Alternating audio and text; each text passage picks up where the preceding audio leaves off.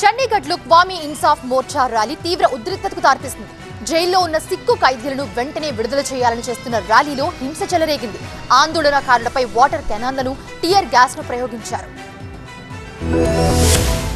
చండీగఢ్లో తీవ్ర ఉద్రిక్తత చోటు చేసుకుంది. క్వామీ ఇన్సాఫ్ మోర్చా ఆందోళనలో భారీ హింస చెలరేగింది. జైల్లో ఉన్న సిక్కు ఖైదీల్ని వెంటనే విడుదల చేయాలని డిమాండ్ చేస్తూ క్వామీ ఇన్సాఫ్ మోర్చా ర్యాలీ చేపట్టింది. లోక్ భవన్ ను ముట్టడించేందుకు ఆందోళనకారులు ప్రయత్నించడంతో పోలీసులు వారిని అడ్డుకున్నారు. బ్యారికేడ్లు తొలగించి ముందుకు దూసుకెళ్లేందుకు ఆందోళనకారులు ప్రయత్నించారు. పరిస్థితి అదుపు తప్పడంతో ఆందోళనకారులపైకి వాటర్ కెనాన్లు, టియర్ గ్యాస్ ను ప్రయోగించారు. కొంతమంది పోలీసులపైకి రాళ్లు రువ్వడంతో పరిస్థితి అదుపు తప్పింది. మాజీ సీఎం బియాన్ సింగ్ హత్య కేసులో నిందితులతో పాటు సిక్కు ఖైదీల్ని విడుదల చేయాలని ఆందోళనకారులు డిమాండ్ చేస్తున్నారు. పంజాబ్ మాజీ ముఖ్యమంత్రి బియాన్ సింగ్ హత్య కేసులో యావజ్జీవ కారాగార శిక్ష అనుభవిస్తున్న జగతార్ సింగ్ హవారా క్వామీ ఇన్సాఫ్ మోర్చా తలపెట్టిన పాదయాత్ర శాంతియుతంగా జరిగేలా చూడాలని సిక్కు సమాజానికి విజ్ఞప్తి చేశారు. శిక్షాకాలం పూర్తయినప్పటికీ సిక్కు ఖైదీలను వివిధ జైళ్లలో ఉంచారని ఆరోపిస్తూ వారిని విడుదల చేయాలని క్వామీ ఇన్సాఫ్ మోర్చా కోరుతోంది. మొహాలీలో వైపీఎస్ చౌక్ నుంచి పంజాబ్ గవర్నర్ హౌస్ వరకు పాదయాత్ర నిర్వహించారు. ఫరీద్ కోట్ లో 2015లో జరిగిన మత విద్వేష ఘటనలు, పోలీస్ కాల్పుల ఘటనలో కూడా న్యాయం చేయాలని నిరసనకారులు డిమాండ్ చేస్తున్నారు.